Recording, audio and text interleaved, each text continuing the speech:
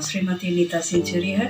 मैं हिंदू परिवार से थी पहले और बहुत ज़्यादा मैं भक्ति भाव करती थी। बहुत हिंदू देवी देवताओं का इतना ज़्यादा मैं पूजा पाठ करती थी। कई बार तो मतलब व्रत, इतना ज़्यादा व्रत करना मेरा एक हैबिट था। सुबह भी मैं जल्दी उठती थी और बिना नाश्ता किए जब तक पूजा पाठ नहीं होता था तब तक मैं भगवान का जब तक मैं दिया नहीं जलाती थी, चाहे वो 12-1 बजे। तो इस तरह से मेरा हेल्थ में बहुत ज़्यादा प्रॉब्लम होता रहा। मतलब जितना मैं मंदिर का दर्शन करती रही। ये वैष्णो माता में मैं गई और वहाँ पर मैं इतना मतलब मैं पैदल वैष्णो माता, लेकिन पता नहीं क्या हो जाता था। जैसे मैं वैष्णो माता का यात्रा किया, बड़े बड़े मंदिरों का यात्रा किया, लेकिन मैं उसी समय मैं हॉस्पिटलाइज्ड हो जाती थी। मतलब सीरियस अवस्था में मैं हॉस्पिटल में एडमिट होना पड़ता था। ये मेरे को समझ में नहीं आता था कि ऐसा क्यों होता था, कि जबकि देवी देवताओं का पूजा पाठ करने से तो सब कहते हैं कि मतलब उद्धार मिलता है, लेकिन मुझे कभी मन में शांति भी नहीं मिलता था। तो एक बार क्या हुआ, जब मैंने प्रभु को कब से मैंने समझा कि मेरी सिस्टर भी मतलब प्रभु में बहुत मतलब वो तो पहले से ही प्रभु में थी, लेकिन हम लोग को भी वो अपने घर में बुलाती थी, प्रचार करती थी। हम लोग सुनते थे, लेकिन हमें मतलब मुझे इतना आस्था नहीं होता था, मतलब कुछ समझ में नहीं आता था उनका वचन में क्या बोलते थे क्या नहीं, क्योंकि मैं तो बहुत पूजा पाठ करती थी। लेकिन एक दिन ऐसा हुआ कि मेरे हस्बैंड अच्छे भले ऑफिस गए हुए थे। मेरे हस्बैंड डिफेंस में थे और जब वो ऑफिस नाश्ता वास्ता करके ऑफिस में गए तो पता चला कि वहाँ पर तो उनको हार्ट का प्रॉब्लम तो पहले से ही था, लेकिन हार्ट का अटैक आ गया। और जब मुझे ऑफिस से कॉल आया तो एयरफोर्स वाले की तरफ से मुझे कॉल आया कि कहने लगे कि मैडम आपका हस्बैंड तो हॉस्पिटल में है, थोड़ा आपको मिलने के लिए आना पड़ेगा। तो मैं थोड़ा पैनिक होके मैं हॉस्पिटल में, जब मुझे अपने एयरफोर्स डिपार्टमेंट से गाड़ी लेने के लिए आया और मैं उसमें बैठ के जब मैं हॉस्पिटल में पहुंची तो देखा तो मेरे हस्बैंड तो एकदम वेंटिलेटर में पड़े हुए हैं और SSQ में गए और पड़े हुए हैं। सारे डॉक्टर्स उन पर ट्रीटमेंट कर रहे हैं। उनका मतलब मेरे को कुछ समझ में ही नहीं आया कि मैं क्या करूं, जबकि मैं इतना हिंदू देवी देवताओं को मानने वाली एक लेडी थी। लेकिन जब मैंने अपने हस्बैंड को ऐसे अवस्था में देखा, वो ऑक्सीजन में पड़े हुए थे, डॉक्टर्स लोग उनको उनका हार्ट को मतलब प्रेस कर रहे थे, और जब मैंने देखा उनको अवस्था में तो मुझे कुछ समझ में ही नहीं आ रहा। मेरे को रोना भी नहीं आया।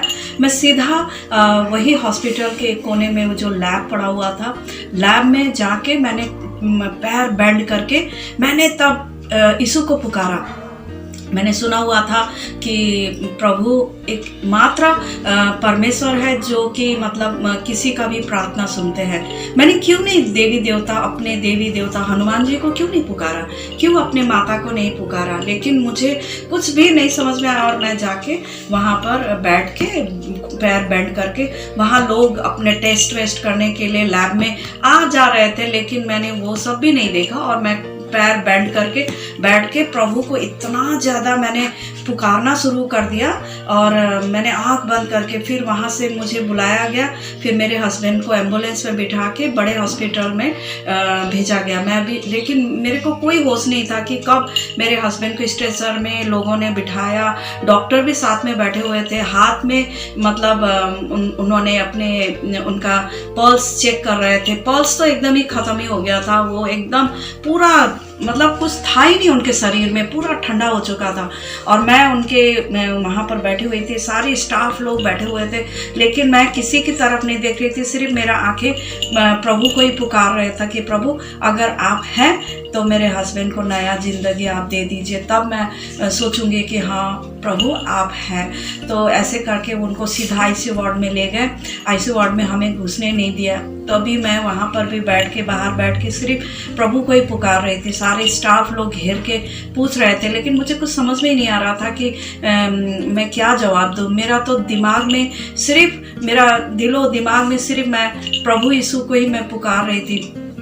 फिर थोड़ी देर बाद में मेरे डॉक्टर्स लोग उनका ट्रीटमेंट कर रहे थे, हमें अंदर घुसने नहीं दे रहे थे।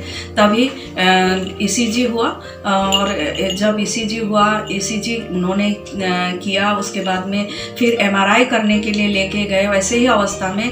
तो थोड़ी देर बाद में सारे डिपार्टमेंट, हमारे एयरफोर्स के डिपार्टमेंट के लोग बोल रहे हैं कि ये सेंचुरी साहब को हुआ क्या है, सर को हुआ क्या, कि इनको तो मतलब कुछ समझ में नहीं आ रहा है कि इनका ईसीजी भी नॉर्मल आ रहा है, कुछ भी नहीं हुआ, एमआरआई भी नॉर्मल आ रहा है, तो हुआ क्या इनको।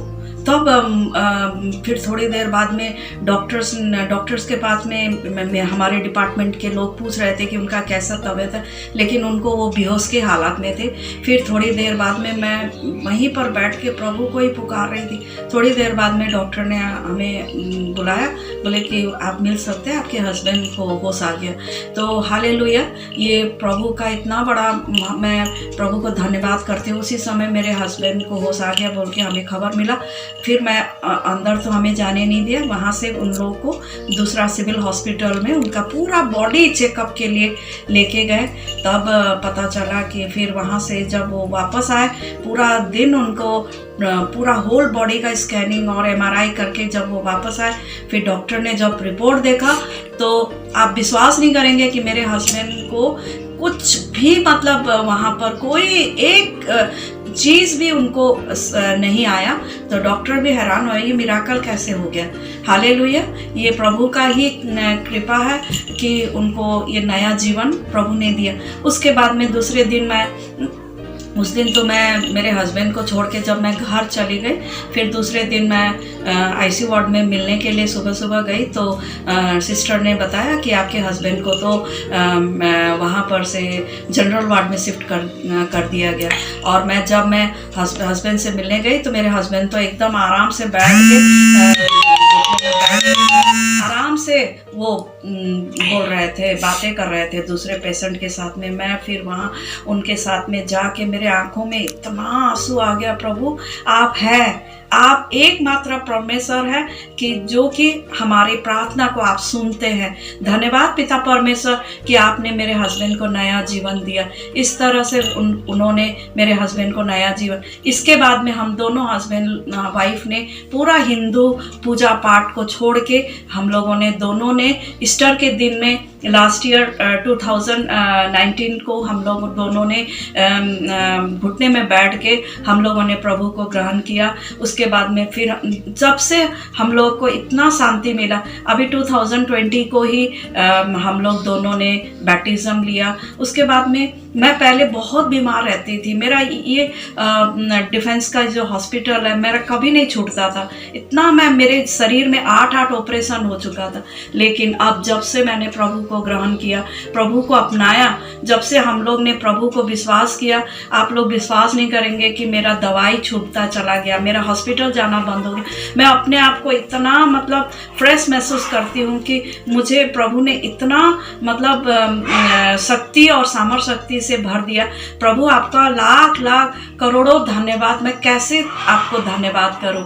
आप लोग सभी लोग को भी मैं यही कहना चाहती हूँ कि एक बार जब भी आपको ऐसा मौका मिले ना, आप एक बार, सिर्फ एक बार प्रभु को विश्वास करिए। विश्वास में इतना शक्ति है। प्रभु को कुछ भी नहीं चाहिए, लेकिन प्रभु सिर्फ एक बात बोलते हैं कि सिर्फ मुझ पर एक बार विश्वास करो। विश्वास करने से प्रभु इतना खुश होते हैं कि और वो सब कुछ छोड़ छाड़ के हम लोग को इतना प्यार करते हैं। इसीलिए भाई बहनों, आप लोगों से इतना ही कहना चाहती हूँ कि आप लोग प्रभु में आइए, प्रभु को विश्वास कीजिए, प्रभु से प्रेम कीजिए, क्योंकि वो एकमात्र जीवित परमेश्वर है। वही हमारे सुनने वाले पिता परमेश्वर है। हिंदू देवी देवताओं को बहुत पूजा में, लेकिन कान है उनका, सुनते नहीं है, आँख है, देखते नहीं है, लेकिन हमारे पिता परमेश्वर एकमात्र खुदा है जो हमको बहुत प्यार करते हैं। इसीलिए आप सभी से एक ही मैं प्रार्थना करती हूँ कि जब भी आपको एक बार विश्वास करके आइए।